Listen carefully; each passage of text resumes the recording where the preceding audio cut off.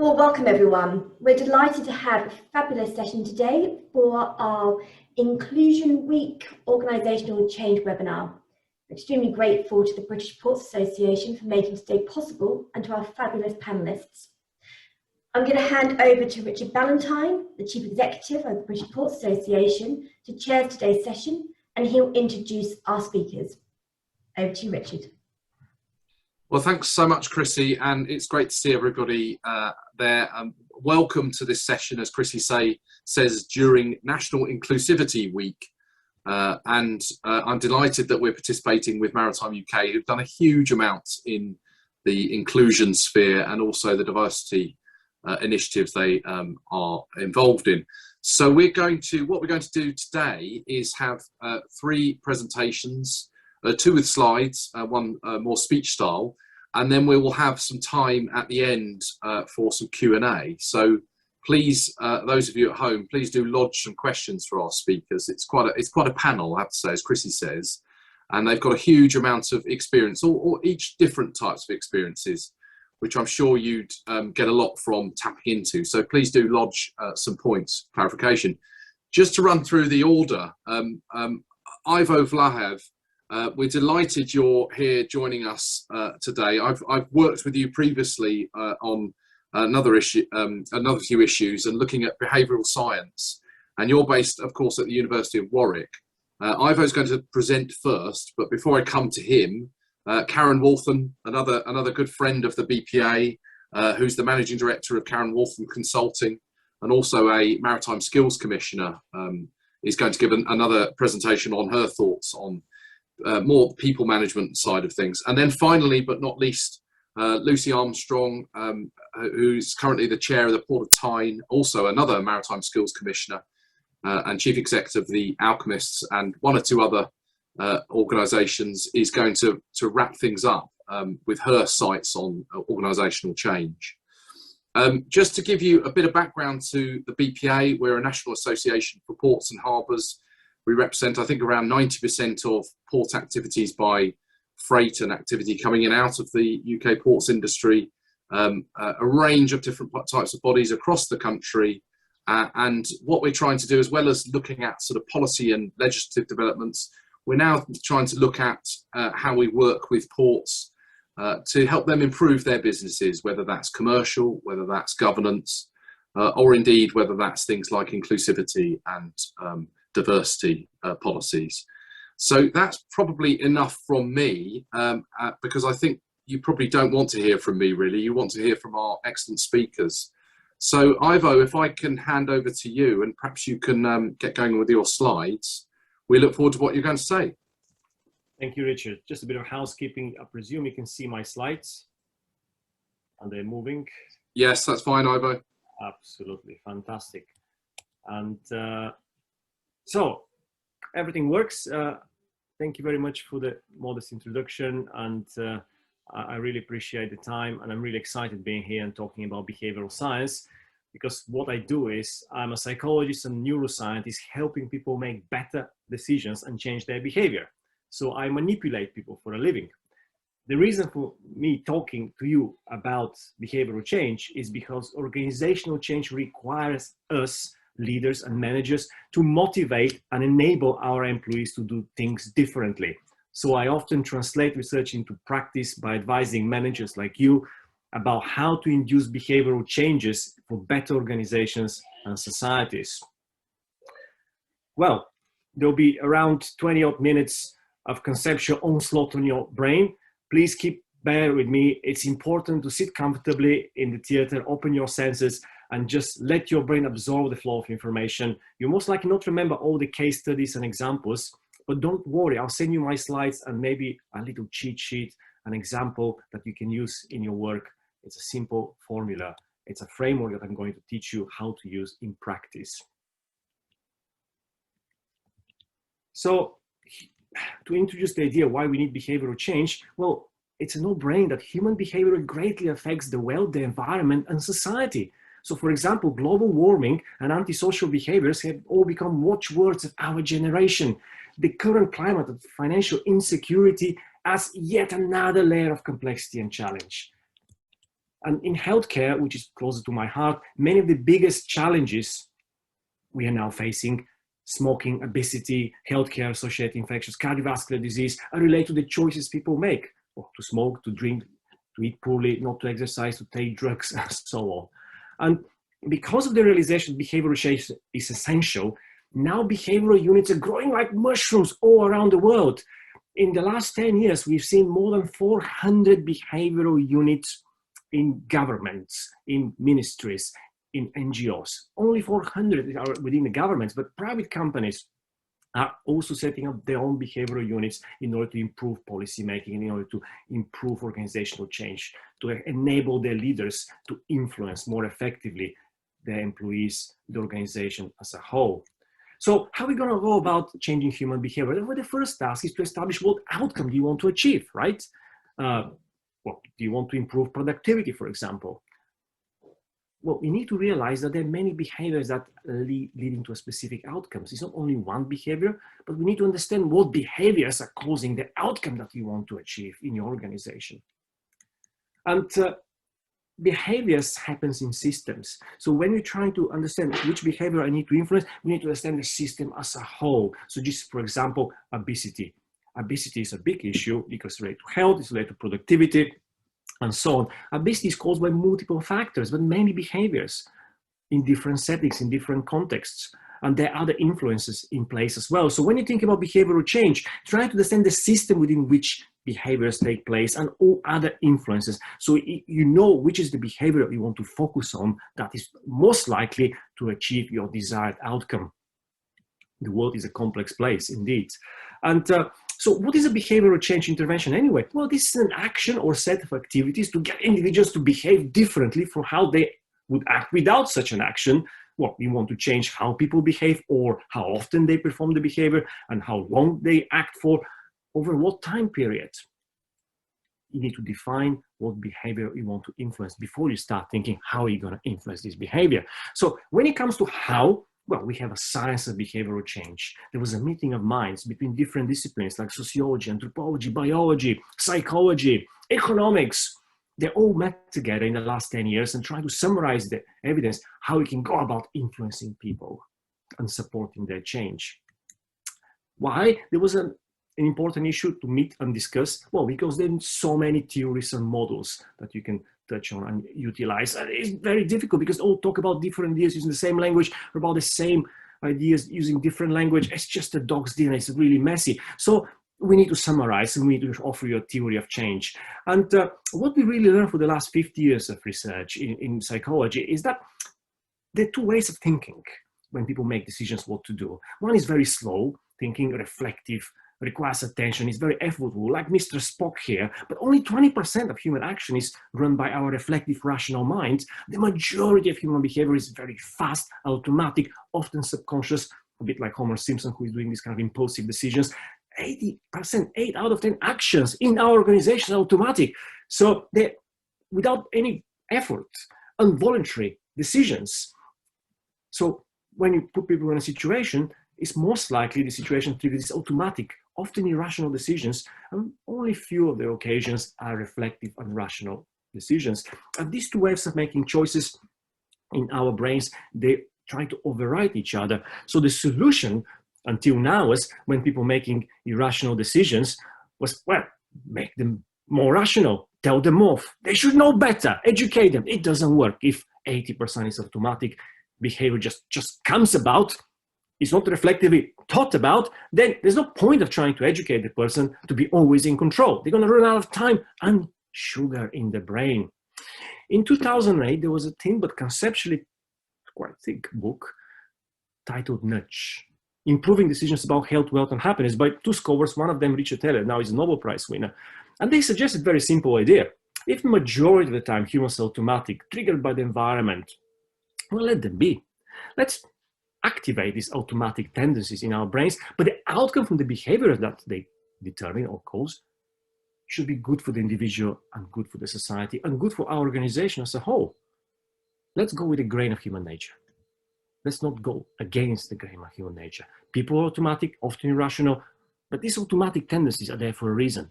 Evolutionary, they save very valuable energy and time. And let me show you couple of examples illustrating the idea around nudging. Nudging means gently pushing people to get the essence of the idea, and then I'll show you a framework how you can use it in organizational setting. So very simple intervention described in the book, maybe you've seen it. Men have a lousy aim. How to motivate men to aim better in public venues? Well, simple example, etch a little fly at the bottom of the urinal and men automatically start aiming at it, because they used to be hunter-gatherers for hundreds of thousands, millions of years. Each time they have a tool in their hands and a target, automatically aim at the target, and when they hit the target, they have a dopamine rush and feel good about themselves.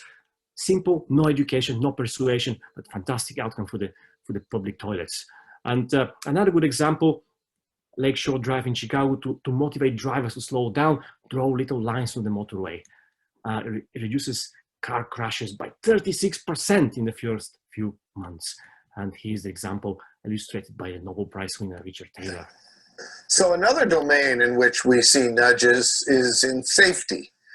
There's a beautiful road here in Chicago called Lakeshore Drive, and there's a dangerous S-curve right downtown where people are constantly wiping out. So what the city's done is painted lines on the road, and as you drive up to the most dangerous part of the curve, the lines are closer together, which gives you the illusion that you're speeding up.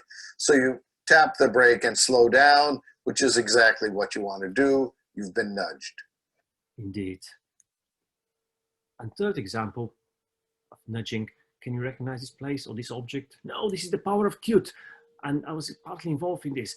How to reduce antisocial behavior by promoting and provoking feelings of nurture and care in the individuals doing antisocial things. Here is the video illustrating the intervention in Greenwich. As the London riots of 2011 took hold, people in Greenwich burnt down the pub they drank in and looted the shops where they bought their food. But as the disturbances died down elsewhere, antisocial behaviour in the area continued. Greenwich Council needed to find a way to stop the problem minority from destroying their own community. We believed that the shop shutters that were ripped from their runners were part of the problem. Could we turn the shutters into part of the solution? We wanted to conduct a social experiment. In 2009, a team of scientists from Pennsylvania found proof that the large head, round face and big eyes so beloved of Disney actually motivates caring behaviour in adults. They proved that cute matters to the brain. If I was in local government, I know it would be a lot easier to say I'm getting more police out there than to say I'm painting a few shutters. And I think we need to work to build confidence that these kind of interventions have their role, that they work and they have their role, and get them taken as seriously as hard interventions, which are expensive and in the past have proven not to work. Could the power of cute minimise antisocial behaviour in Greenwich? After a campaign to recruit babies from the local area and a long night painting, we turned the unused and inhuman metal sheets into giant portraits of Greenwich babies. As the shops shut at night, the metal shutters came down to reveal the babies when they were needed most. It had a powerful effect on the community, with an 18% reduction in crime, and locals who say they feel much safer. If you've got positive images around, it makes you think positively. They are amazing. I think there should be more of it. Yeah, I think it's a good idea, and it looks good. And it didn't take thousands of pounds or hundreds of police. Just a few cans of paint. The people of Greenwich have shown an overwhelming love for the babies, and the shopkeepers have embraced the idea as their own. Before long, other communities all around the world, from Belfast to the Bronx, were talking about it too. What started as an experiment in London is now being rolled out in Northern Ireland this year. This could be the dawn of a new era in crime prevention.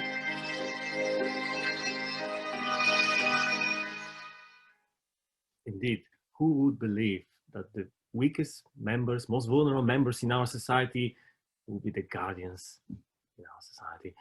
We replicate the same idea in Croydon Council, and it worked.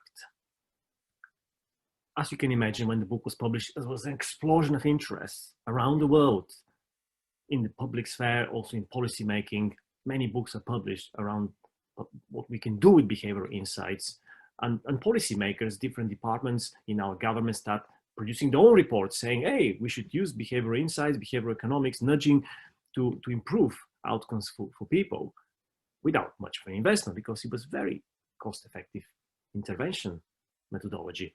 But despite of all these books and reports, they failed in a large part to provide an operating simple frameworks for practitioners like you to use. for managers. It's very complex, the picture of how the brain works and all the innate intricacies and mechanisms in the brain that produces automatic responses depending on the information and the environment we find ourselves in. So I was tasked by the British government 10 years ago to group and summarize all the effects and provide operating simple framework, a checklist for everybody without education in psychology or behavioral science subject to apply this knowledge to solve problems in the organization, whether it's manager or policymaker. This is how Mindspace was born. It's a very simple checklist of the 9 most effective principles or strategies we can use to change behavior. So I'm going to present Mindspace, all the 9 effects. M is for messenger, I is for incentives, N is for norms, D is for defaults, C is for saliency, P is for priming, A is for affect, C is for commitments, E is for ego. It's an acronym, it's a mouthful of an acronym. You need a sexy acronym to make your framework known and familiar and popular. So I'm going to present Mindspace, each of these 9 principles, and illustrate with examples from organizational change or within organizations influencing employees. And where there's no examples, there'll be another case study from different area of life. It doesn't matter what the example is about. What it matters is to understand how the principle works. But I can tell you, I can present any example. Once you get the principle, you can apply it in your own job. And I'll give you at the end a little brief, something like a 2-pager leaflet that you can take home and learn from and use in your work. So M is for messengers. We are heavily influenced by who communicates the information, not what the information is all about. We automatically defer to formal source of authority, and we act on information when the messenger is somebody like us, similar to ourselves.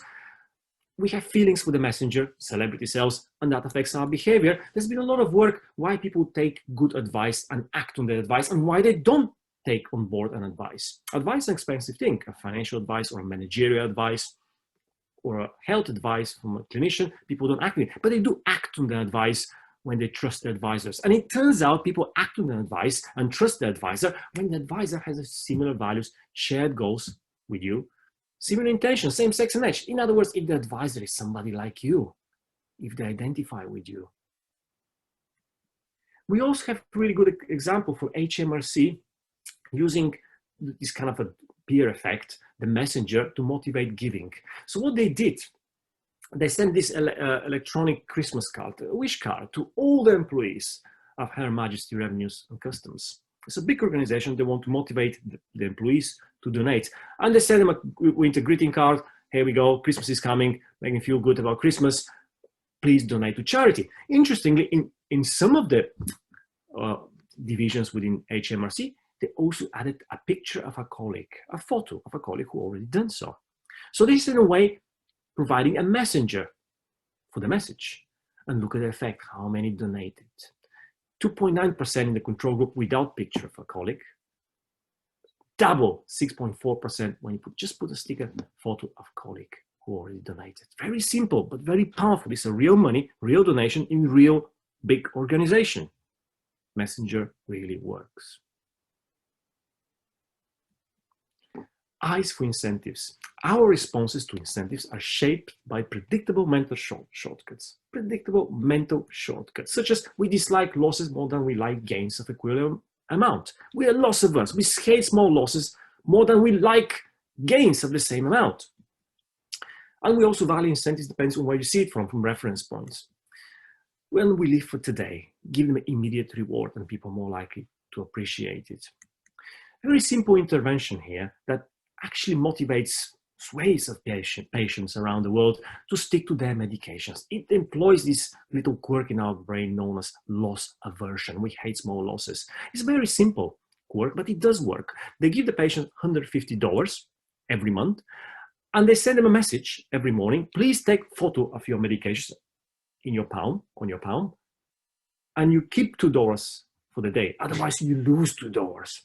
Very simple. If you put all the pills, you have a chronic condition, it's complicated to manage, you need to look at different pills every day, and people forget or they can't be bothered or motivated to take the pills. Once you put them in your palm, take a photo and the AI software recognizes these are the right pills. Obviously, patients swallow the pills. This is the idea. So if you don't do it, I'm taking away something from you, $2 from your account. Here is how it works in practice. 8:30 a.m. Take a photo of your medications now to keep 2 doors for the day. The patient takes photos. Awesome, it's an American app, sorry about that. If you do 20 in a row, there is a surprised prize, a big 5 from your child. You see babies are used in apps as well. The beautiful thing about this app is achieved massive adherence rate, 89% across lots of chronic conditions, cardiovascular, diabetes and others. The average medication adherence rate is about 50%. And I've seen example of the same intervention used in organizations to improve productivity amongst the workforce. Essentially, they gave them a bonus in advance, or they gave them the bonus in advance. And they told me, this is your bonus. You're gonna get it at the end of the year if you achieve these goals, but if you fail on the way to achieve some of these goals, it has to be very good planning and goals setting at the beginning of every year, you're going to lose some of your bonus. And this strategy, employing loss aversion, achieved better result than offering the same amount of bonus at the end of the year if the employee achieved their working goals. The same amount of money, different effect if you take it away if they don't do it compared to if you give it if they do it. So it has been tested in organizational setting. The other good examples from Uber, as you can see here, the drivers, when they're going to quit, Uber sends them a message taking, for example, saying, make it to 40. You're $6 away from making $40 in net earnings. Are you sure you want to go offline? In other words, you made $34 so far, you want to quit. Are you going to lose these $6 that are waiting for you? Make it to 40. So that's a reference point. Certainly $36, $34 looks like a small earning because now you set them a reference point of 40. So you can change the value of amount of money. That's why one of the effects of incentives that we documented was that the value of an incentive depends where you see it from. It's relative. So you can make everything relative within your organization, the amount of money employees receive. Now, another effect is norms. We are strongly influenced by what other people do. We are influenced by our perceptions of what people do, but our perceptions of what people approve of, the social approval of our colleagues and peers. And we're more influenced by others' behavior if there's people like us. So let me give an example. My claim to fame was making people pay their tax on time, for which actually I'm cited by the Nobel Prize Committee in the letter supporting the decision to give the Nobel Prize in 2017 to Richard Taylor for the nudge theory that he invented. And this is the very first big policy trial that we use a social norm to change very costly behaviors of employees, of businesses on a national level.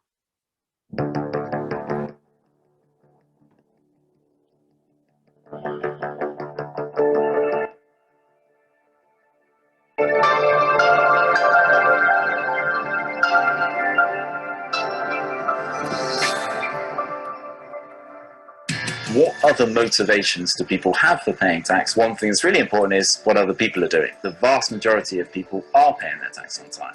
So if we just told people that, told the people that are currently not paying on time, would that make people think, oh, hang on, I am in the minority, I should go on and pay taxes? And that's exactly what we did. There's a letter, people have an outstanding debt with the tax authority, we send them a letter saying 9 out of 10 people pay their tax on time. You know, you are in the minority that does not pay their tax on time. And then because we've got the data and we randomize, i.e. we send this letter I described to a randomly selected group and the original letter to another randomly selected group, we can measure whether the sort of amended letter actually makes more people pay their tax on time. And indeed it does. Not only that, but if we can go further.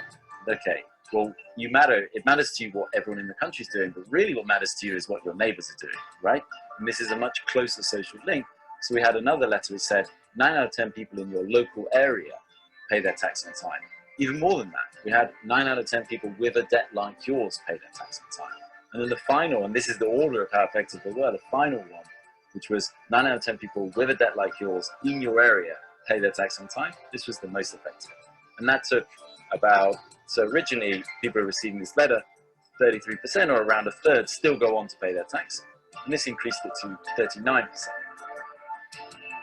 This trial and a whole host of others in our first sort of batch of work in the tax office brought forward more than £200 million in the first 12 months. And that really gave us the momentum, and clearly raising tax is very important. but kind of gave us the momentum in other departments to actually go and try new approaches.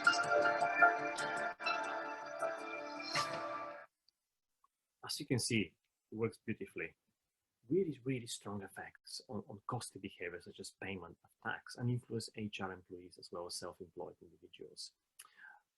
What about other professions in their professional life? Can we use social norm? Yes, we can. We send letter to clinicians, these are GPs, who prescribe too much antibiotics.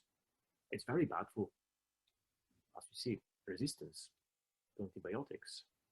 Antimicrobial resistance is a big plague coming ahead of us if we don't stop overusing antibiotics and over prescribing antibiotics. So what we did, we sent a letter from the chief medical officer to the highest prescribers in the country, and there was one simple sentence you can see on the screen here, which read, the great majority, 80% of practices in Birmingham and the Black Country, in this case, prescribe fewer antibiotics per head than yours. It was sent to a specific area with that context being other practices in Birmingham and the Black Country. If it was in Liverpool, obviously it was the great majority, 80% of practices in Liverpool prescribe fewer antibiotics per head than yours. The effect was significant. The estimate was 73,406 fewer antibiotic items prescribed, an estimate earnings about £92,000. It was a good trial for a few weeks and months. It worked, changing professional behavior of highly qualified individuals by adding one sentence based on the social norm principles. These for defaults. We go with the flow of preset options, commands this principle. We regularly accept what the default setting is. We prefer the current state of affairs, the status quo, and any change from this state is perceived as a loss. That's why people don't change. They go with the flow. They go with the default. Very powerful. For example, if you ask people to check the box if they want to participate in the organ donor program, or check the box if they don't want to participate in the organ donor program, people don't check the box. It could not be explaining this effect with some preferences or attitudes. Well, you should either have one or the other. Not like this data showing us that countries where people have to make an active choice to join the organ donation register, such as Germany, UK, Denmark, nobody's on the register. And countries where people are auto-enrolled and have to make an active choice to opt out from the register, you have everybody on the register. You can't say that the Germans are more selfish than the Austrians. Culturally, they're not that different as individuals. But auto-enrollment works because we haven't got stable preferences. And the status quo, the default setting, rules our lives. I'm sure as employees, you've seen that a lot in your organization. And that has been used to change organizational behavior as well, such as changing behavior of clinicians. For example, in this case, to improve safety in hospitals, there was a new policy that the removal of all urinary catheters after 72 hours should be compulsory unless you have to explain in the chart why the catheter should be retained in the body. And this simple policy reduced the period the catheter was retained in the body and therefore reduced the infection in the hospital, because there is an infection usually taking place where the needle penetrates the skin. Simple policy affects clinical behavior. Another famous example is from retirement savings. In the United States, if you auto-enroll people into pension, the employees in big organizations are auto-enrolled in pension, so part of their income goes into pension. 86% had a pension. If you ask them to make an active choice, whether to have a pension or not, to save for retirement, only 49% choose to have a pension.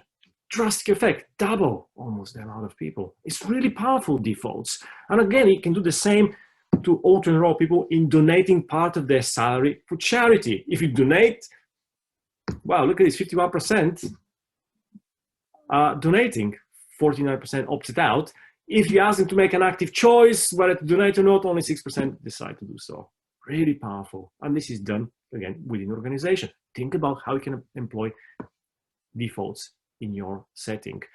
S is for salience. Our attention is drawn to what is novel and what seems relevant to us. Yeah, our behavior is greatly influenced by what our attention is drawn to. We are more likely to register stimuli that are novel and something that is easy to understand is immediately noticed. Very simply, in organization across various hospitals, we managed to improve the healthy eating habits of the employees by just putting the healthy food, fruits and vegetables and water to the entrance, more visible. And we also move the less healthy food to a less visible location. And as a result of that, there was a 23% reduction in confectionery sales and 63% increase in water and 67% increase in fruit sales. Just make it more visible. People more likely to select it. To improve safety in hospitals, now we're using the surgical safety checklist because it makes the important things that you need for a surgery more salient before the surgery. And you can apply checklists everywhere. For example, doctors need to tick the box and loudly read out the checklist before surgery commences and starts. Is that the right patient, the right dentist, the right site? Do we have the right procedure? The consent is taken from the patient. Have you marked the site? Are there any known allergies? Look at the reduction in failures to adhere to critical steps during surgery. From 23% failures during surgery to 6% failures with the checklist. Massive reduction and massive improvement in safety because you're using a shopping list or whatever checklist you're using, for example, before you go on holidays. The same principle, make something salient because we humans, we forget what we need before we start something, and we employ the same idea to improve safety in big industrial settings, factories, aluminium factories, for example. Peaceful priming. Our acts are often influenced by subconscious cues such as smells, sounds, words. They just prime or tap into certain memories and provoke associations that cause actions. So expose people to certain sensations, sights, sounds, and smells, and prime their behavior. Again, professional behavioral change in organizational setting, how to improve safety in hospitals, to change clinicians' behavior, nurses' behavior, to wash their hands before entering intensive care unit. Well, telling them they have to do so doesn't help. They already know that. They're clinicians. They know about the importance of hand hygiene. They have to hit the dispenser before entering the intensive care unit. We use priming. Smell. We found that if you release a smell of citrus fruit, such as lemon, people associate the smell with hand hygiene because it reminds them of the smell of the hand washing liquid in the bathroom. And we also used human eyes because they also remind people that somebody's watching them subconsciously. Which one do you think worked best against control? In a control condition, only 15% wash their hands. When you had the smell, 46.9, 47%, triple the rate of hand hygiene in the hospital. I mean, really? Was anybody aware of this influence? No. We asked doctors, anything unusual? No. Sorry, I'm busy. I'm dashing to see a patient. Leave me alone.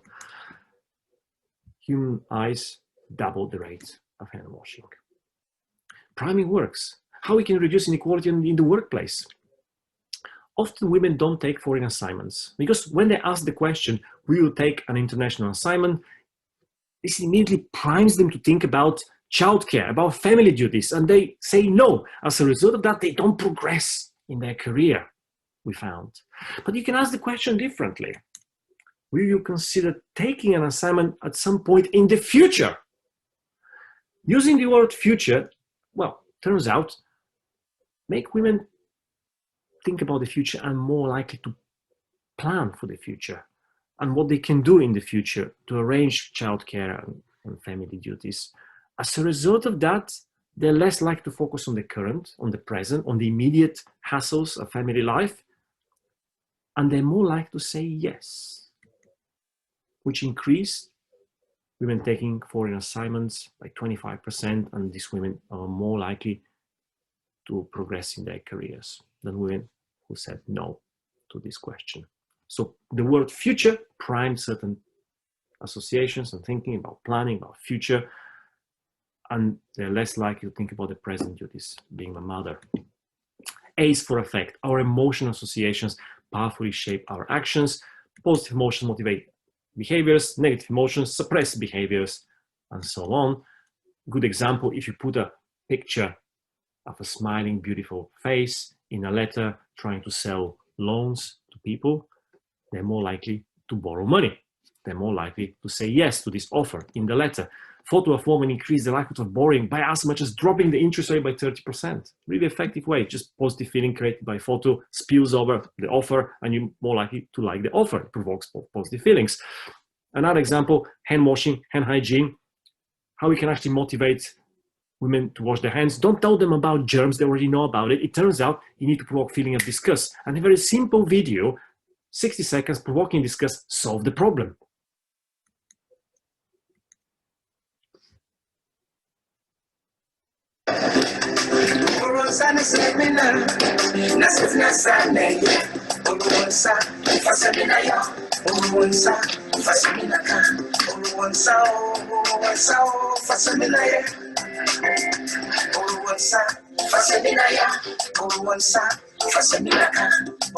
Whenever you use the toilet and do not wash your hands with soap, your hands pick up things you can't see.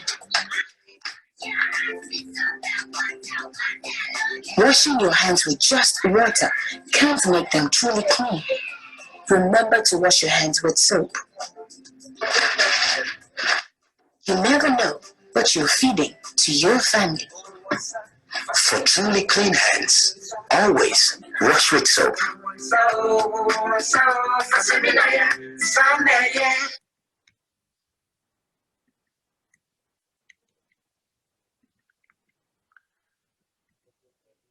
There are many more examples how we can change professional behavior by motivating the people using affect. For example, to motivate doctors to provide evidence quicker than they used to when there is a need for that, we need to shorten response time to receive medical information from doctors when we have a patient claiming the insurance because of terminal illness. The simple message, handwritten note in the claim form, increase the proportion of doctors actually sending back the evidence. Handwritten notes, message such as, your patient may have as little as 12 months left to live. Please don't delay sending this back. Thank you. Increase the proportion of doctors sending the evidence within 10 days from 24 to 32% by provoking feeling of nurture and empathy in the clinician's heart. C's for commitments, and I'm finishing in a minute. We seek to be consistent with our public promises and reciprocate acts. So if you ask people to make a public pledge, say, I'm going to exercise, I promise to exercise, they're more likely to exercise compared to just learning about the benefits of exercising, signing a public pledge. Or if you do something nice for them, or make it look like you've done something nice for them, they're more likely to reciprocate, such as inviting unemployed people to a recruitment fair, sending them a text message in which, in addition to invitation, you tell them, I booked your place, good luck. Look, from 10% to 26% increase in people turning up at the recruitment fair because they felt committed to reciprocate. One sentence doubled the rate of turns up for this recruitment fair. And for example, a CEO wanted to increase people donating their salaries, actually happened in Deutsche Bank, and they sent them a simple letter, a message personally, like, Dear John, from the CEO, please donate some of your salary and a packet of sweets. And if you just send the sweets on the personal email from the CEO, that just improve or increase the number of people donating a day of their salary in the year to charitable causes compared to a control group. But if you add the sweets and the personal letter from the CEO to every employee, the employees choosing to donate a day's salary went to 17%. And finally, E is for ego. We act in ways that makes us feel better about ourselves. We tend to behave in ways that support the impression of a positive self-image. So if you want to persuade people to protect themselves going to the beach, using sun protection, lotions, or not expose themselves to the sun in order to prevent cancer and melanoma, don't talk about cancer and melanoma. Show them images of wrinkled, aging skin. This is how you're going to look if you continue doing that. Unsafety behavior. If you want to reduce missed hospital appointments, motivating patients to turn up to see their clinicians, well, what you can do, you can send them a reminder, a text message. We do that already. You still have quite a chunky proportion of patients not turning up to see their doctors. So we run a trial. We use the ego principle from Mindspace. We just added one sentence. Not attending costs NHS £160 approximately. In other words, if you don't attend, you're causing this damage. Obviously, you're not a good person by causing this damage to the health system. Doctor is sitting there doing nothing, waiting for you. That's not good. Cost billions of wastes.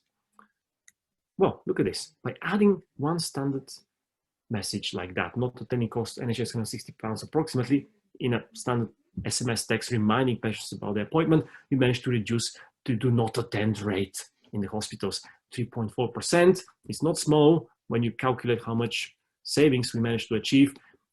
8,000 fewer missed appointments if applied over 1 year in this hospital, but potentially 320,000 fewer missed appointments if applied nationwide, £51 million in savings. Now, Mindspace is a framework we can use as a checklist, as a theory, a methodology to design interventions and improve and facilitate and support and speed up organizational change. There is nothing so practical as a good theory. Acting without understanding and using Mindspace in your organizational change initiatives is like having a hammer and not knowing where to hit with it. So please use Mindspace and this theory and improve outcomes for yourself, for your employees, and for your organization. Thank you very much.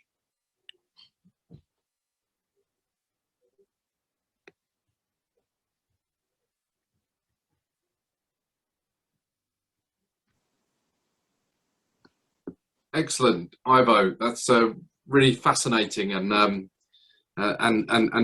really kind of delivered in high energy. So thank you so much, Ivo, for sharing some of those insights. Now, I'm not suggesting that everybody at home will have a lot of will want to implement some of your tricks, so to speak, but it's an interesting thing to think about, isn't it, Ivo? How learned behaviour and other activities may be used in different environments. And indeed, Ivo, I think last time we spoke, you talked about doing training sessions for me on how to sell, which is, I think, is quite an important area of the port sector and the maritime sector in terms of their commercial operations. Ivo, you're going to stick around. Thank you so much again. You're going to stick around, and as you said, you're happy to share your slides, so we'll get those round through Maritime UK and ourselves after the event. But before we come back to you with questions, we've got two speakers, obviously. Karen Waltham, you're up first. Karen, I won't say too much because I'm running a little bit behind schedule. So, Karen, over to you. Thanks very much indeed, Richard. And excellent from Ivo. So, again, very interesting. Share my screen.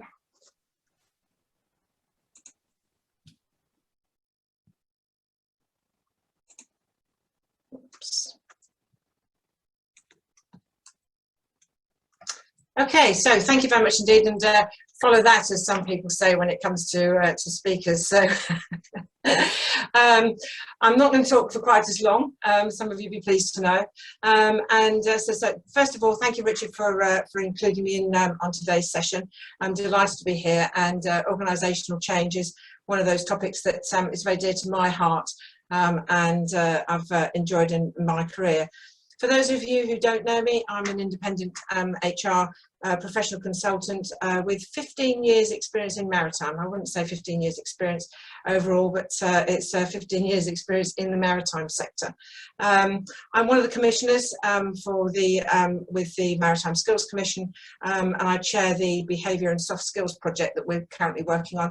But I also chair the Maritime Careers Professional Network that we've got going on within Maritime UK. And what I want to do today is spend a little bit of time talking to you about organisational change, moving on from the change piece, but actually organisation change, so people management. So people are my sort of interest and my skill set. So a little bit of an overview of what we're going to look at today. I'm going to broadly cover these 4 areas: changes in people management across the maritime sector, more recently, our changing workforce now and for the future, and what we maybe need to be thinking of. What we can learn from outside our sector are lessons that we can actually look at, and you know, where are we coming from, but also strategic career and diversity management. I think one of the things that I'm pleased to say is that that change isn't a word that no longer is a taboo subject, if you like, in maritime. I think for many years people didn't know what change was, and people didn't think they knew what change was in maritime. They were very proud about the history and the historical background. And about 5-6 years ago, people said, actually, maritime, we do need to change. We do need to accept what change is all about. I guess, though, that I talk about change in a slightly different way, in that I talk about it with organisations with a small c or a big C. And very often, if I'm talking about organisation change and people change, those that actually either resist or don't like change or fear change often feel a little bit more comfortable about thinking about a change with a small c. And then, of course, if we all make changes with small c's, we actually affect bigger change. And that's what we start feeling and seeing. So all of us making little bits of changes. So I suppose from my point of view, I'm pleased and delighted that we are seeing change across the industry. I'm a positive person, so I'm always looking for that. So as I say, the first thing to say is to actually change management is no longer, in my eyes, a taboo subject. In fact, when I came in about 15 years ago, someone did say to me that they didn't really feel that people with HR backgrounds, or where I came from with a non-maritime background, were perhaps well suited, and perhaps I needed to take my ideas elsewhere. But I'm glad to say I've been able to stick around, and I'm actually very proud of some of the changes we are making to support the industry as a whole.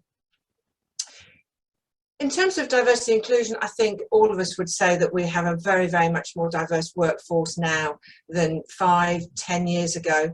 When we look at diversity, and I have done for many years, we've tended to look at gender as the first look at diversity. So in maritime, when we started off the work with women in maritime, it was a real step into the unknown, if you like, in terms of how do we look at what we called, and we still do call it in other industries, and more or less so now, I'm glad to say, what was a male, pale and stale environment. We've actually changed that environment, changed that the workforce, and we're seeing much more a better gender split now across the community. Female crews, an increase in females generally in terms of all over the industry, whether it's sea and shore, but also an increase in females and women in career progressing up the ladder. So in senior roles, etc. Even female-only vessels, for example, at sea. And actually, one of the changes that we're talking about, how Eva was talking about how to make the change. One of the things that one organisation did was actually to put small groups of women. So never put a female on their own in crews, to actually start changes, but actually doing in small groups, so people feel inclusive and in different small communities. The biggest challenge, of course, at the time was actually facilities. All over the place, but that's no different to other organisations. I think one of the things we forget that other sides of industries, other industries different to us, have also had to go through similar changes. But certainly on vessels and perhaps in ports as well, the facilities for if you like, a new gender coming in, or more of the female gender, has actually been a challenge at times. We've seen a huge increase in automation generally, so changes. Just in my own notes made in things like the loading and unloading of vessels and what that actually means, and the different things. Other changes as well that we've seen. We've actually seen a real review and revision of skills generally. Different skills are being required across the workforce, and we've had to have a look at how that, whether it's automation or anything else, the different jobs that have been needed. And actually, when it comes to training those, it takes time to actually train new workforces or techniques, and all of that has an impact on working days, shifts, weeks, years, and also the budget implications. But we must think about how we've changed, and I think you need to think about your own areas where those changes have been. We've also seen changes in crews, and a lot of people were challenged with the number of crew numbers, if you like. We've seen a reduction in some vessels, and some people have felt uncomfortable with that. But actually, in terms of the skills, actually those jobs may have just moved ashore. So actually it's not about where those jobs are, but how have we actually seen those roles move? Have they moved ashore? Have they moved into a slightly different role? Maybe the tasks need to be done, but perhaps in a different way. So I think people have started to think positively about how that can actually make changes in overall. We've also had a number of changes in, well, the challenge we've had, but it's been a change in the space on vessels and in the supply chain, if you like, of training opportunities. So whether you think about berths at sea and the space needed for other things, whether it be automation, whether it be technology, whether it be just in terms of financial to increase the cargo space, then actually we've had to rethink about how we can and we look forward to training people in slightly different ways. As far as the workforce planning is concerned, we've had to think hard about what we need in the future, and I'm delighted to say that more people are thinking ahead. I think I asked a question of a conference probably 6-7 years ago, how many people were actually looking ahead 5, 10, 15, 20, 25 years ahead. Other sectors do, we've started to. The Maritime 50 initiative in terms of looking at, acknowledging, if you like, that the industry, we do need to plan, and what do we need, what will we need for the future. So there's much more work now about thinking ahead and planning than we did in the past. I think we tended to be known as an industry who were more reactive than proactive. So I think there's much more proactivity coming about. People are also, organisations are also thinking about the talent for the future, and whether it be the attracting new workforces or retaining people in the area, in the industry. Then it's, what do we need, and how can we, if you like, look at the skills we've got without losing them. We've had to think about things like talent management, succession planning. But I think that those, again, they're all the sort of the things that people generally need to do more of. Some small changes, funnily enough, can be really big changes for others.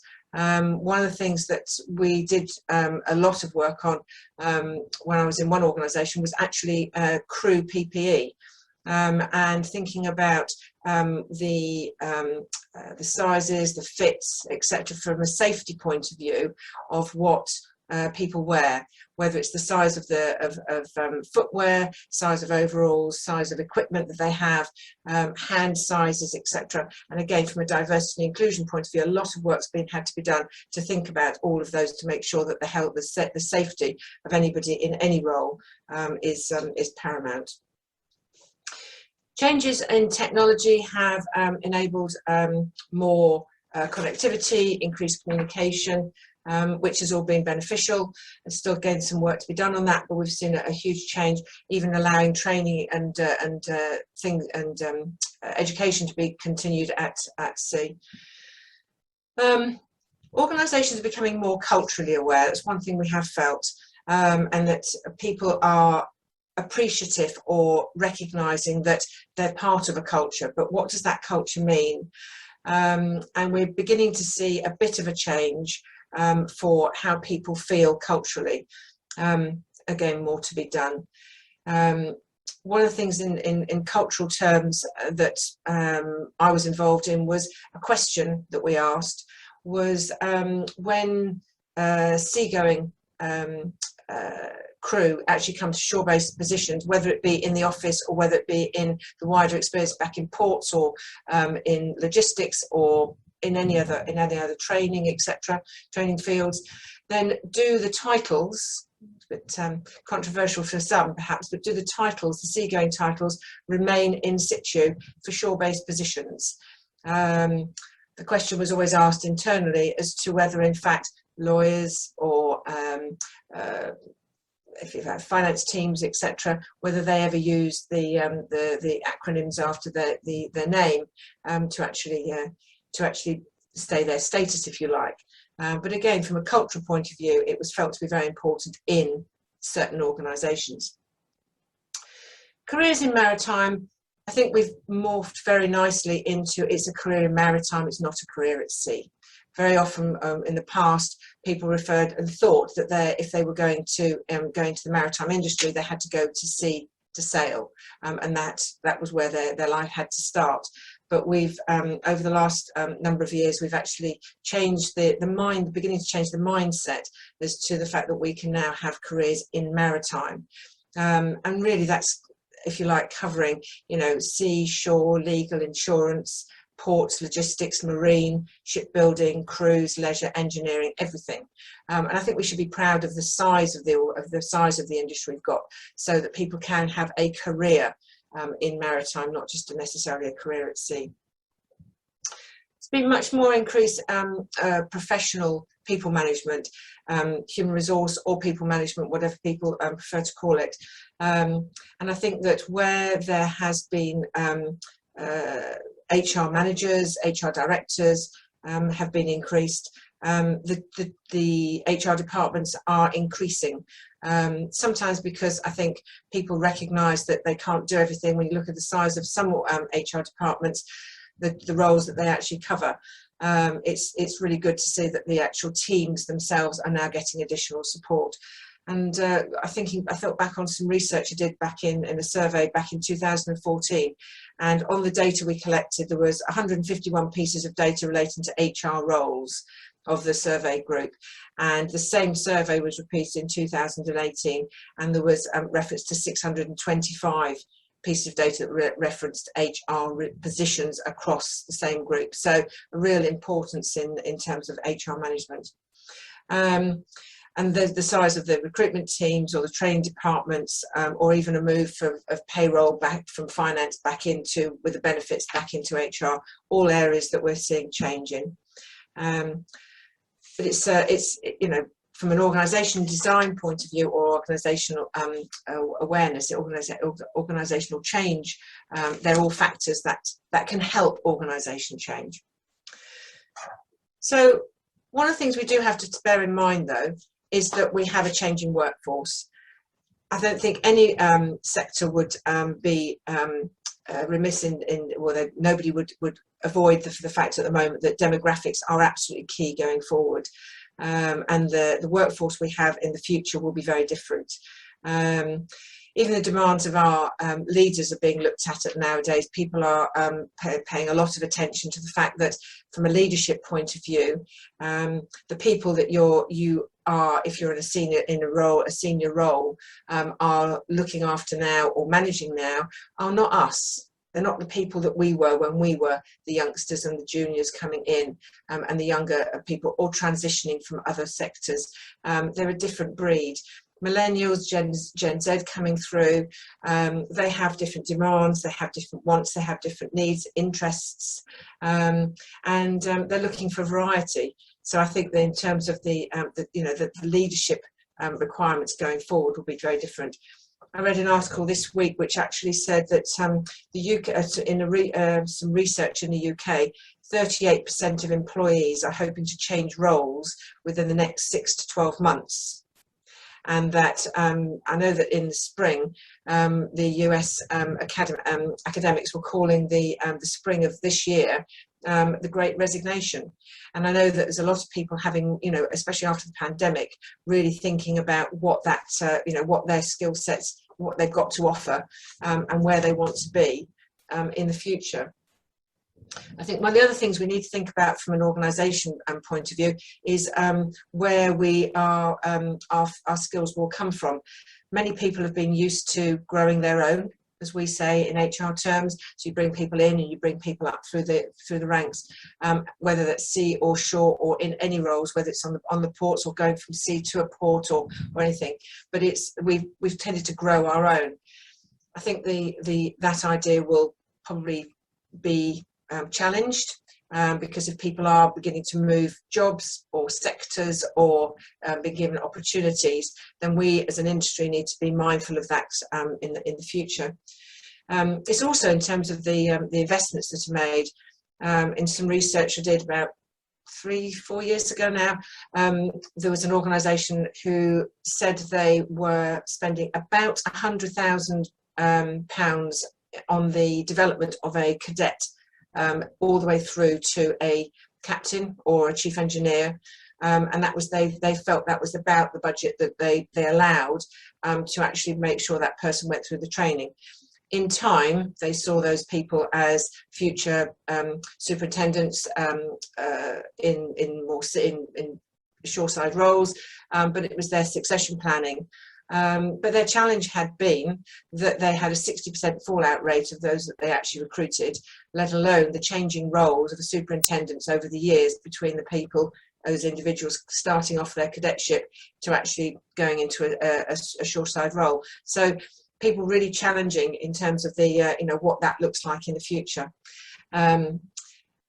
One of my favourites was in that sort of areas when I questioned whether superintendents actually needed sea time at all, and controversially to some at some time was when I said no, because actually those roles can be challenged in a different way. So in people terms, looking at different ways, how we can look at other ways of training people, and how we can give them that skill set that they're still as competent, if not more competent in some situations, to do that role successfully.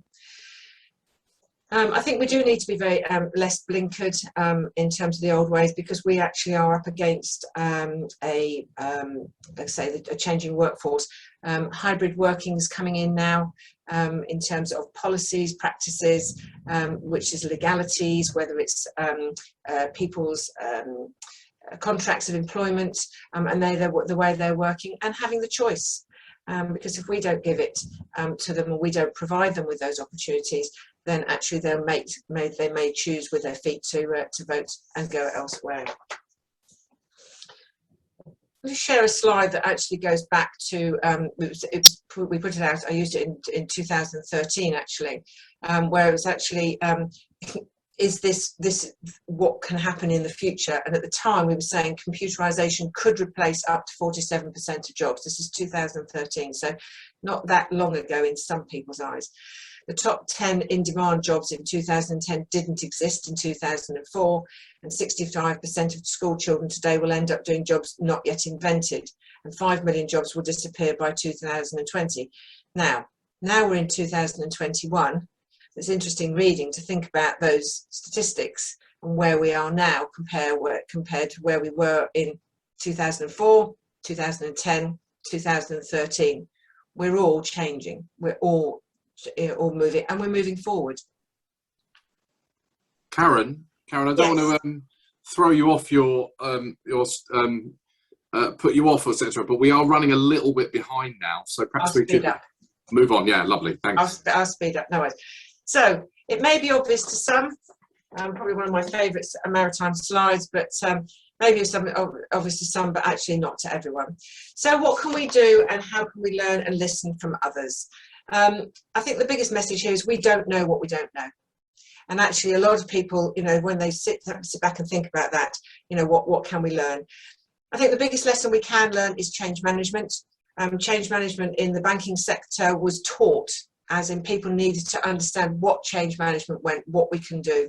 And it was a really good learning, but raising on the positives. And a lot of what Eva was saying about really, bringing home those ideas of what change can give in terms of opportunities and everything else that goes with it, the positives. The rail and the airlines have similarities and differences.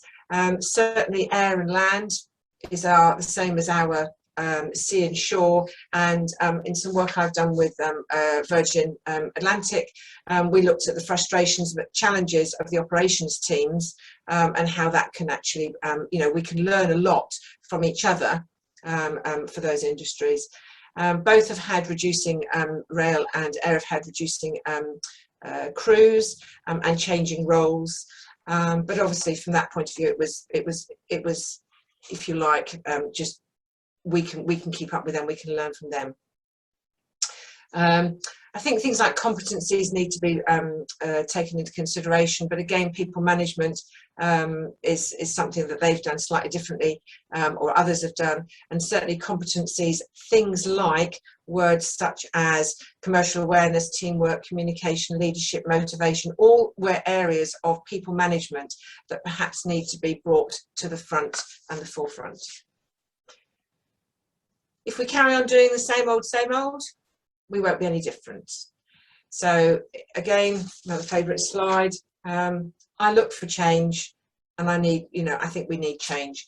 Organisations, again, a borrowed slide from the CIPD, which is the Chartered Institute of Personal Development. You know, we are, from culturally and organisationally, we are mixed up in heads, mixed up in minds. Where are we going? What are we doing? But don't be. Try and do the small chunks and the small C's. So ask yourselves in people terms, if you look at any of these questions, what is it that you can actually think about organisationally, and can you answer them? Do you know the value of your workforce? How much have you invested in it? How valuable are they? You know, what do you make? How much does absence management cost you? You know, how do you, employment legislation, compliance information? Can the management leadership group, successfully manage their teams in this day and age and for the future? Have you got square pegs in square holes, or round pegs in round holes? Or have you got square pegs squeezed into round holes, perhaps badly? How much does that cost you? What's the size and shape of the organisation in 10, 25 and 50 years' time? And ask yourself these questions and challenge yourself on them. Organisation change, organisation, could be any element of these words, if you like, that are on the screen. And I think the work strategically has definitely started, whether it be Maritime Skills Commission, which we're working through, and is proving to be a challenge, but actually very, very eye-opening for those of us who are involved. And we want people to share their thoughts, etc. So again, more than happy to talk to people about it. And I think we are doing much more with the ports, the BPA, Maritime UK, etc., doing lots and lots there. But each of those are areas which, again, you look at and then you can effect organisational change. We had a question earlier into the question which was ahead of us, and someone actually said, how do we attract people into the industry, into ports? Well, actually, if you look at your policies, your practices, any of your systems, succession planning, you might have the answer without realising it, but just explore that. And again, ever mindful of time. From my point of view, in concluding, if you like, hopefully that's just given you a flavour, a taster. I am a glass half full person. I do want the change. I do want positivity, and I know that some people may not agree with some of the points that I make, or that the changes that I suggest. But I do think we should be pleased and pat ourselves on the back for the success we've done so far, and be mindful that actually we do need the industry to thrive. So I think that, remember, if you take anything from today, take a small C, because lots of small C's make big C's. Without people, the industry won't be alive. So thank you very much indeed, Richard. Thanks, Karen. That's brilliant. And thanks for rattling through those last few slides there. Sorry, it's my fault for being an awful chair, but no, it's excellent. And Karen, you've done a huge amount, I'd say, and people might not know this. Karen's done a lot in her own time as well. So, thanks on behalf of our sector and from me for all you do. So let's move swiftly on. Last but by no means least, Lucy Armstrong, who Lucy's coming through, and I'm sure there's some points that Karen talked about that Lucy will touch on. But really, Lucy, I think we've got you here today, and it's a real privilege, and thank you for sparing some time to talk about how you might be able to implement organisational change from the top of the organisation as a leader that you are. Okay, great. Thank you very much. And I'm conscious that people have got lots of questions, so I'll try and keep my bit pretty brief, but also try and bridge the observations Ivo was making and those that Karen was making, because essentially I think that is the job of the leader. If I'm being very crude, and if Ivo will forgive me, he was talking about the human animal and how we can get the human animal to change their behaviour, probably at an individual level. And so a mechanism for action for the person. And what Karen, I think, was talking about rather more was the human tribe. How do you get the human tribe, a group of human beings, to move, to shift, to deliver? And as a leader, I think you have to bridge those two things. And I loved the phrase that Ivo gave us, which was, I manipulate people for a living. I have to say, my godchildren spend their life asking me, what do I actually do? And now they're grown up, they say, basically, you just sort of influence and manipulate people, don't you? You can get them to do what they didn't think they could do. And I think that's true. I think that's what leadership is about. Leadership is about taking people to a place they didn't think they could go to, which is, I think, very different from managing. Managing, I think, is a set of tasks and objectives that can be delivered. And for me, that's the bit that actually is the nub of the challenge in organisational change. A lot of the mind space technique that Ivo talked about actually enables you to achieve a task. You get better engagement, you get better payment of taxes, etc. But in an organisation, actually what you often want is not a narrow set of behavioural changes from people. You want them using their initiative. You want them making decisions on the ground. You absolutely want that 20% of conscious decisions to be higher than 20% and fewer of those 80% automatic reactions. But those people are doing that day in, night out, particularly in our industry, without someone there to make the decision for them or to give them the nudge or give them the prompt. So for me, the importance of bridging these two topics is about the context in which people are operating and that you're asking them to operate, the actors that you're playing with, and that means all of the stakeholders in the organisation and in and around the organisation, and the assumptions you and they are making about what you're trying to achieve. Add to that the requirement, absolute prerequisite in my view, that the leader or leaders need to be incredibly self-aware, because everybody else will be watching that particular human animal and their behaviour. So I think one of the key things actually that bridges the two is, what are the objectives of the organisation, and have the leaders communicated that with simplicity and clarity to everybody in the organisation, and is that agreed? And you can use all the techniques of nudge and so on to surface those and check in on those, and all of Karen's techniques around appraisals, one-to-ones, skills matrices. All of these are tools and mechanisms for making sure that everybody in the organisation, using their own way of describing it, but is able to articulate what are we trying to do collectively. And there's all that horrid fuzziness. I love that diagram of, you know, who's sleeping with who, who's related to who.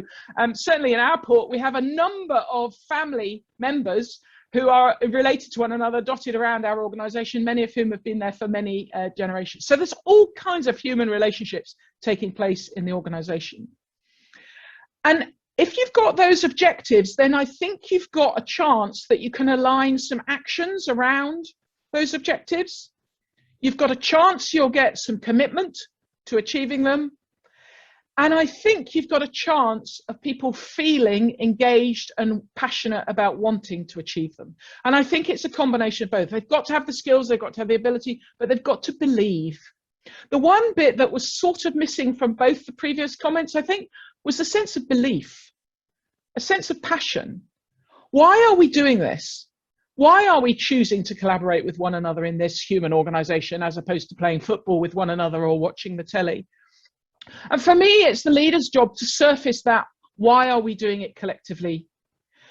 That means the leader's got to embody the belief. They've got to have clarity about their communication and simplicity, I think. Again, one of the things I try really hard in every organisation I go into is probably pick no more than 3 things.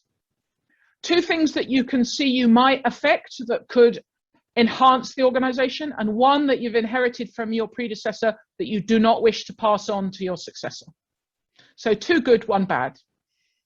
But you've got to display an integrity and a passion and a humility about all of this. Too often, I think, in the public sector, organisations think you change by changing structure. And too often in the private sector, I think people think you can do everything by a bit of cultural whitewash, and you just have a bit of a dunk and a change of culture and a change of logo and everything will be fine. Actually, it's much harder than that. And unlike any other animal, all the other tribes of animals are there for existence and procreation and not much else.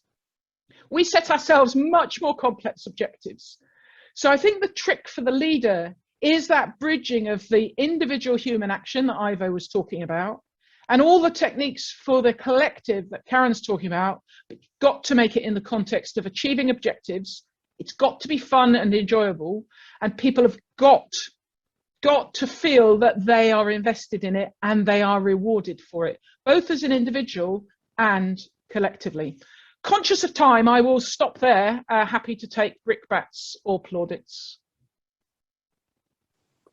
Lucy, you've already got somebody saying, totally agree with Lucy. It's excellent. So congratulations. No, it's really interesting, Lucy. And well done to you as well, because I think it's quite a challenge, isn't it, Lucy? I'll start with you if it's all right. It can be quite a challenge to play that sort of leadership role where you're looking to instill a sort of, not a whitewashed culture change, but as you mentioned, but a culture change for good reason, you know, whether that's commercial improvement, whether that's improvement of how you deal with your stakeholders, and that could be local or national, etc. But I was just going to ask Lucy, what do you do when you find that people you are working with are not always keen to go with you on that journey, or they're a bit nervous about that journey? I just wondered how you motivate those members of the team. Well, I think, as both Ivo and Karen said, you have to assume that people don't want to change. You have to make that assumption, because we do all like the status quo. It's why the last 18 months have been so challenging for every single one of us in different degrees. So I think you have to start with the assumption that actually you have to show people a picture of why it's in their interests. Not telling them, but why it's in their interests. Very quickly, I've noticed when people become parents, your ability to control your child pretty much disappears at about week 2, from what I can see. And you start to negotiate and you start to compromise with your child. Well, why should any other set of human reactions be different, other than you have to respect that the other person is coming from somewhere different from you. And the trick is to find the areas of overlap. And your job as the leader of an organization, I think, is to explain that by being within the envelope of that organization, your job is to articulate, in very simple terms, the broad objectives of that organization and check that people are signed up to that. And actually, you have to be very honest and say, if you don't believe in these 2 or 3 key things that we're trying to do here, we will help you leave, because you need to go somewhere else, because this is where we're going. People who are signed up to that, you can then work with about how they behave differently, what skills they acquire, how they behave in teams, and so on. But you do have to have a core set of a few things about how you do things, what you do. And if I give you an example, when I arrived at the Port of Tyne, very deliberately I used our culture around health and safety. And I stopped talking about health and safety. I stopped talking about the statistics. I started using the phrase, we need to care for one another. And to my mind, caring for one another is about enabling people to be the best they can be. And yes, that has an impact on health and safety, but it also has an impact, I think, in how collaborative they were, or how much they listened to one another, or how much they were willing to hear another point of view. So I think the language of the leader is crucial, and simplicity is crucial. And then you have to find some hooks that illustrate what you mean in a way that the whole of the audience can do. But be under no illusion, if people won't change, people need to be changed. And that is the reality. They're in the wrong organization if they can't sign up to the 2 or 3 key fundamental things about what that organization is purpose with doing. I could not join a cigarette manufacturing company. I just couldn't do it. I just don't believe in what they do. So I shouldn't be there. And I would suggest that whilst that's an extreme version, actually the same applies to nearly every organization, every human group. You've got to have a sense of belonging to that tribe. Great stuff, Lucy. Thank you. We'll come back to you in a minute, if that's okay. Going to now to Karen. Teresa Lalind, sorry, I've got that pronunciation right. She's asking about how do you integrate professional HR and people management in maritime organisations when most companies work with third parties regarding crew management, etc. Does that make sense, Karen? Yes, it does. Yes, it does. I think the It is tricky. It depends on the size of the organisation that you are, in terms of where the start point is. So in terms of the who you're actually managing, I think the trick to it is that if you've got good HR practices and you are an organisation who have people management internally, might be. I mean, again, I can take it offline and have a conversation with it, but it might well be that if the organisation is very small, I suppose. You've got to have your own house in order first. If you're working with third parties, then you would expect the same level of HR management and people management, whether it's fair policies, transparency, trust, culture, anything else that would be similar.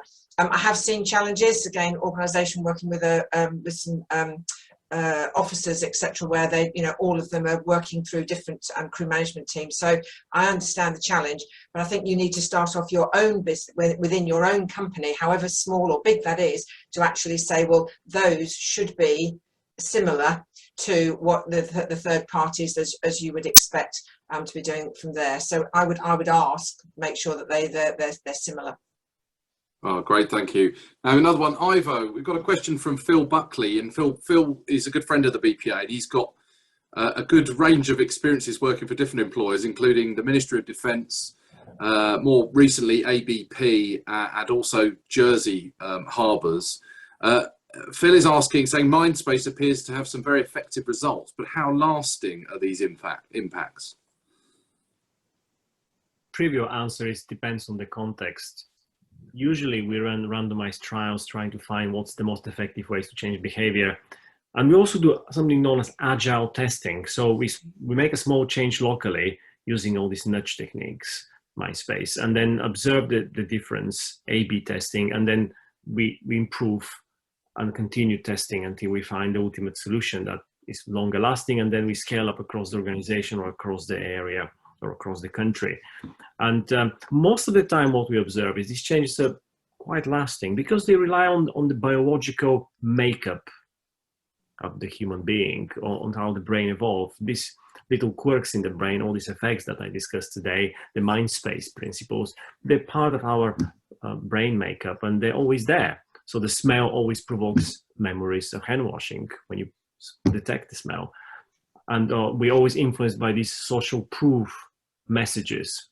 Many people like you in your local area, a majority of people like you already doing it. And we evolve to pay attention to what other people are doing for obvious reason. Historically, if you're not part of a tribe, if you don't enjoy the sense of belonging and doing what your peers are doing, you might be checked out of the tribe and be eaten, beaten, or buried by other tribe, not in that particular order.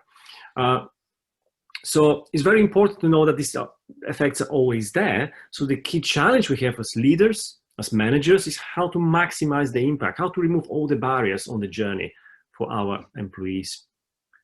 And in to do so, we need to understand what are the barriers and what other effects or the Mindspace effects work against us. And Lucy, for example, mentioned the effect of understanding and knowledge and believing why. So we always want to persuade our colleagues by telling them what they need to do, how they need to do it, and very importantly, why they need to do it. In this way, we persuade our reflective selves, Mr. Spock, so to say. But we should actually persuade Mr. Spock and the reflective brain, because it might go against our nudging technique. So they work in conflict. So we need to work across the whole spectrum of the human brain in order to push the person in the desired direction. Give them a strong why, not just a little why, but a big why, the big mission, the vision for the organization, why they need to do what you ask them to do it, and teaching them how to do it. Maybe different whys. In this way, the reflective part will work in the desired direction, and then you can use all the Mindspace techniques in addition to that to support your change. Excellent. So, and Lucy, you've got your hand up, I see. So perhaps you want to comment on the Pavlovian approach to motivating people in ports. I'm not sure. Well, I may have misunderstood, but I do not believe in telling people things.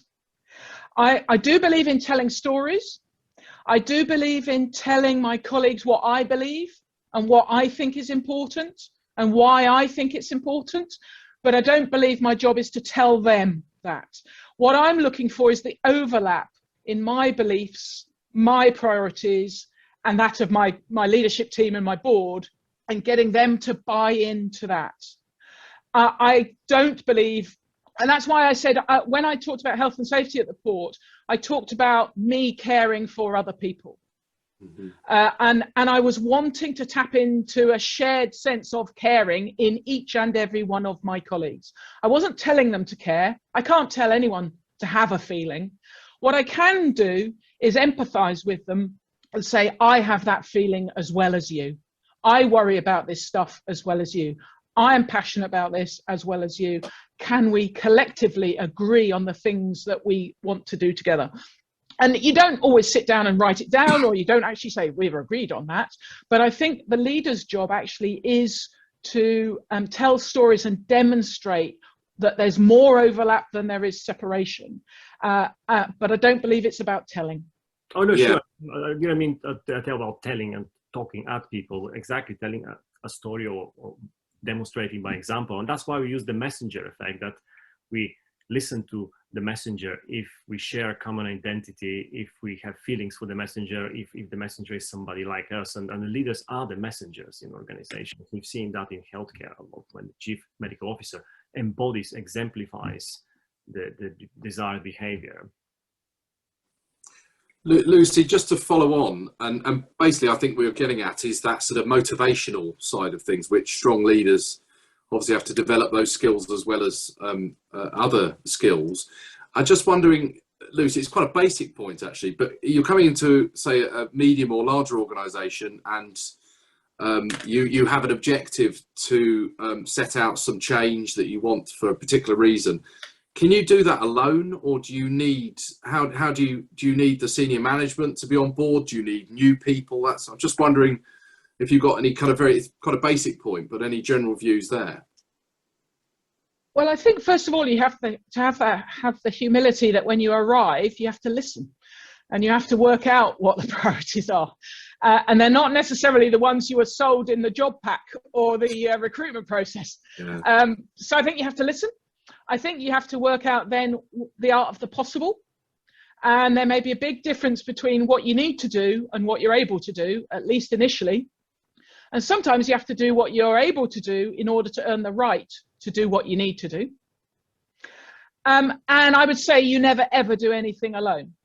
But you might come in alone, but then you've got to find some allies. But the most powerful people, in my experience, is you need to find the naysayers and convert one or two of them, because my goodness, do they become your most powerful advocates. And again, that's the job of the leader. What I've just described is what the leader has to do and spend all their time doing. So they're sort of thinking about all these different things. It's not a task. It's not a task. It's a complex web of relationships and influence and guidance and going forward and pulling back and letting rope out and letting rope back and pulling rope back in. But no, you definitely don't do it alone. Absolutely not. Not possible. Thank you. And Karen, just before we start wrap up,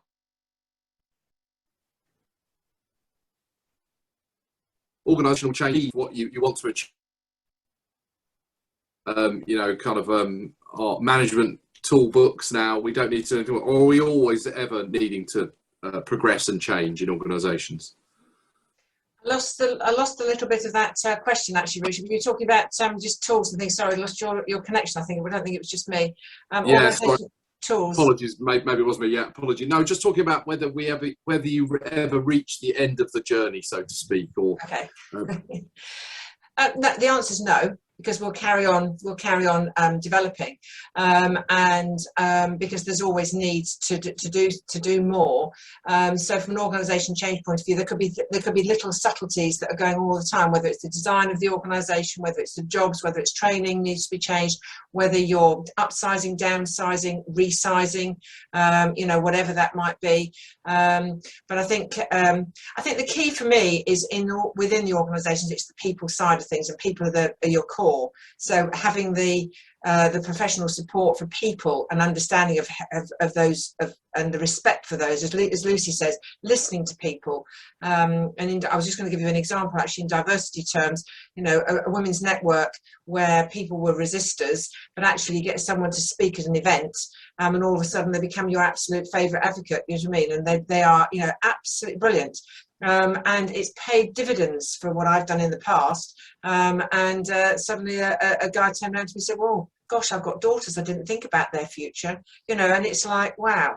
It's a really real light bulb moments. So I think that, you're always going through that. So organisation change for me is continual, and people don't realise they've had it.